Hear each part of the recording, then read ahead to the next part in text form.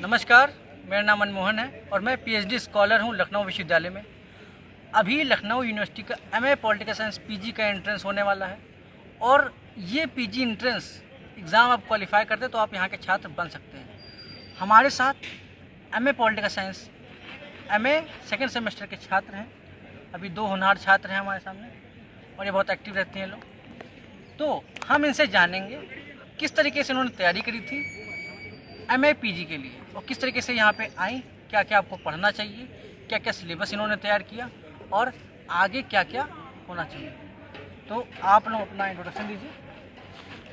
सबसे पहले तो बहुत बहुत धन्यवाद भैया कि आपने हमें ये मौका दिया और आप सबका भी स्वागत है इस चैनल पे।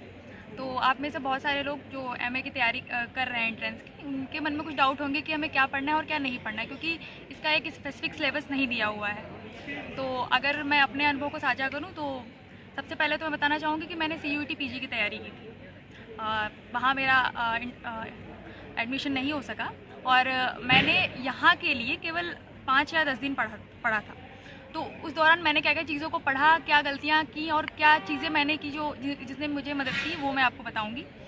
तो जो सबसे ज़रूरी यूनिट हैं जो यहाँ के एंट्रेंस के लिए, वो हैं western political thought, Indian political thought, international relation, Indian polity, governance और पब्लिक एडमिनिस्ट्रेशन। ये जो इन यूनिट्स का जो पोर्शन रहता है वो सबसे ज़्यादा रहता है। इसमें भी वेस्टर्न पॉलिटिकल थॉट का जो वेटेज है वो सबसे ज़्यादा है। इसके जो की थिंकर्स हैं जैसे कि प्लेटो हो गए, एरिस्टोटल हो गए, मिल हो गए, इनकी बुक्स हो गई, उनकी क्रोनोलॉजी हो गई, किसमें कौन सा कॉन्सेप्ट दिया हुआ है, इससे बहुत क्वेश्चन आते हैं। कॉन्सेप्चुअल और फैक्चुअल दोनों तरह के क्वेश्चन रहते हैं। तो आपको फैक्ट पे तो फोकस करना ही करना है, आपका कॉन्सेप्ट एकदम क्लियर होना चाहिए, क्योंकि अगर आपका कॉन्सेप्ट क्लियर है तो आपको फैक्ट्स जल्दी याद होंगे। अगर आपको थिंकर के कॉन्सेप्ट कॉन्टेक्स्ट पता है कि वो किस कॉन्टेक्स्ट के हैं, तो आपको उनकी बुक्स राइटिंग्स आसानी से याद हो जाती हैं। इंडियन पॉलिटिकल थॉट पे जो आपको मेन फोकस करना है वो है बुक्स। उसमें ज़्यादातर जो क्वेश्चन आएंगे वो बुक से ही रहेंगे। जैसे गांधी पे जो क्वेश्चन है वो बहुत ज़्यादा आते हैं।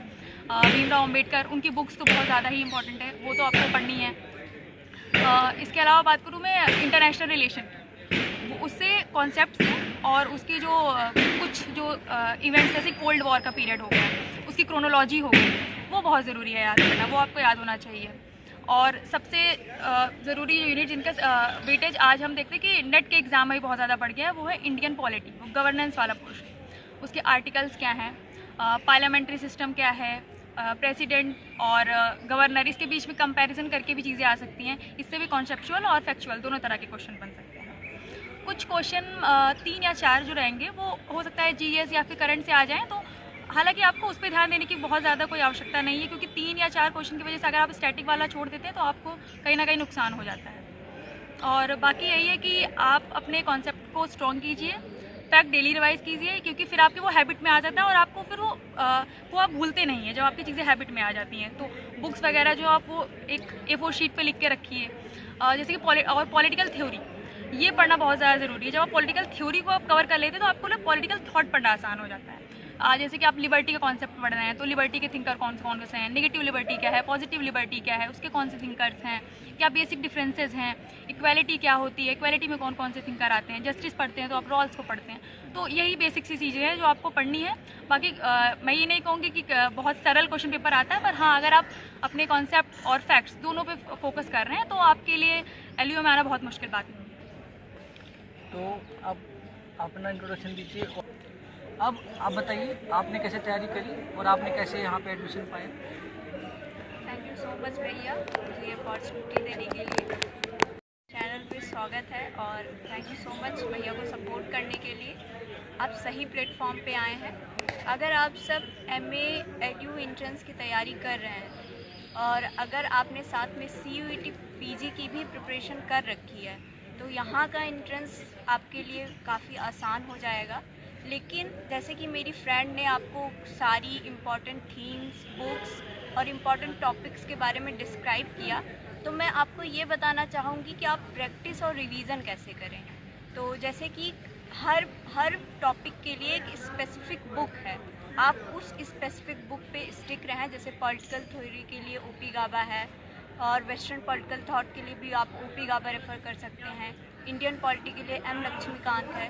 तो इन सारी बुक पे स्टिक रहें और इनको बार बार रिवाइज़ करें। और साथ ही साथ आप नेट JRF के PYQs या फिर MCQ बेस्ड क्वेश्चन का जितना ज़्यादा से ज़्यादा प्रैक्टिस कर पाएँ उतना ही आपके लिए रिवीजन में आसानी होगी। क्योंकि आप टॉपिक्स तो पढ़ते हैं पर फिर हम भूलने लगते हैं, लेकिन हम प्रैक्टिस करते हैं तो वो चीज़ हमारे दिमाग में रिकॉल होती है और वो बहुत आसान हो जाता है एग्ज़ाम के वक्त एक्यूरेसी आपकी इंक्रीज़ करने में। क्योंकि कट ऑफ भी बहुत हाई जाती है तो आपको एक्यूरेसी बहुत ही मेंटेन करनी पड़ेगी। 100 में से ऑलमोस्ट आपको 80+ क्वेश्चन सही करने होंगे। तो आप इन चीज़ों का ध्यान रखें। और जैसे कि बुक्स के लिए भैया ने आप सबको बताया ही होगा कौन कौन सी बुक्स इंपॉर्टेंट हैं, पर फिर भी मैं एक बार दोहरा देती हूँ। जैसे वेस्टर्न पॉलिटिकल थॉट के लिए आप OP गाबा रेफ़र कर लें, इंडियन पॉलिटी के लिए M लक्ष्मीकांत, इंटरनेशनल रिलेशन के लिए आप टॉपिक्स का सेग्रीगेट करके, क्योंकि जो CUET PJ का सिलेबस दिया हुआ है अगर आप उसको भी पूरा करके पढ़ के आ रहे हैं तो यहाँ के लिए सफिशिएंट है। उन टॉपिक्स के लिए आप इंटरनेट रिसोर्सेज का सहारा ले सकते हैं, क्योंकि कोई एक स्पेसिफिक बुक नहीं है इंटरनेशनल रिलेशन के लिए। और थ्योरी पार्ट के लिए आप एंड्रयू हेवुड का कुछ पोर्शन पढ़ सकते हैं, लेकिन वो बुक पूरी ना पढ़ें।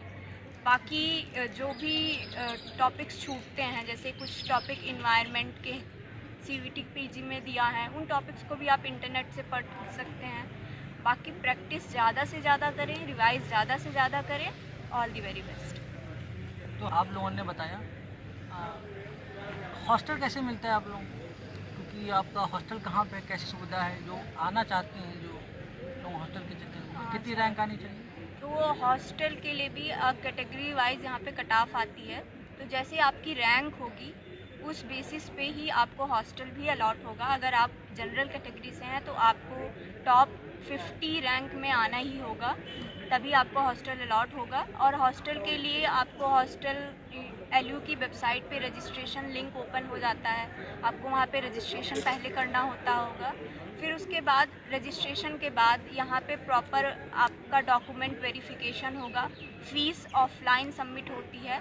तो फिर उसकी लेकिन ये प्रोसेस तब होता है जब LU का रिज़ल्ट आ चुका होता है और आपकी रैंक आपको पता होती है। लेकिन जैसे ही आप LU की वेबसाइट बार बार चेक करते रहें, उस पर रजिस्ट्रेशन लिंक वगैरह जब ओपन हो, आप टाइमली उस पर अपना रजिस्ट्रेशन कर लें। बाकी चीज़ें आपको पता चलती रहेंगी एडमिनिस्ट्रेशन के भी द्वारा, और जब यहाँ पे पहुँचेंगे आपको और भी चीज़ें पता चलेंगी। तो आप लोगों की रैंक भी अच्छी आई थी, आपकी कितनी रैंक आई थी? इनकी 5th रैंक थी और मेरी रैंक 30 थी, तो इसलिए हॉस्टल अलॉट हो गया था हम लोगों को, कोई दिक्कत नहीं है। तो इन लोगों ने तैयारी करी, बहुत मेहनत करी और यहाँ पे आई और काफ़ी एक्टिव भी रहती है। तो इस वीडियो का पर्पस ये था कि आप लोग, क्योंकि बिना तैयारी के, बिना गाइडेंस के तैयारी करना अंधी में तीर चलाने जैसा है। तो इस वीडियो का पर्पस है कि आप लोग उनकी बात सुनिए और उसको सोचिए, उसकी नोटबुक कर लीजिए कि क्या क्या टॉपिक है, कैसे बुक है जो उन्होंने बताई, ये सब किया। कि हम लोग भी जब दिए थे तो हम लोगों ने भी यही सब पढ़ा था, OP गाबा हो गई या फिर जो BA का सिलेबस है उससे किया था। तो ये पढ़ लेंगे और आपके पास जनरल नॉलेज है, पॉलिटिकल साइंस बेसिक समझ है, तो आप अच्छे नंबर ला सकते हैं। इसके अलावा एक यूनिट जो है वो पब्लिक एडमिनिस्ट्रेशन की जो है, उससे ज़्यादातर थिंकर से क्वेश्चन और बुक से क्वेश्चन आते हैं, उसके कॉन्सेप्ट के क्वेश्चन कम होते हैं। तो पब्लिक एडमिनिस्ट्रेशन के लिए आप यूट्यूब का सहारा ले सकते हैं, आपका उसके सिलेबस का कवर हो जाएगा। तो मोस्टली जो है आपको सबने बता दिया कि CUET PG और यूट्यूब से भी आप पढ़ सकते हैं। बाकी इस चैनल पे लगातार हम ऐसी वीडियो डालेंगे कि आप लोगों की और हेल्प हो सके। तभी थैंक यू। जय हिंद, वंदे मातरम, भारत माता की जय।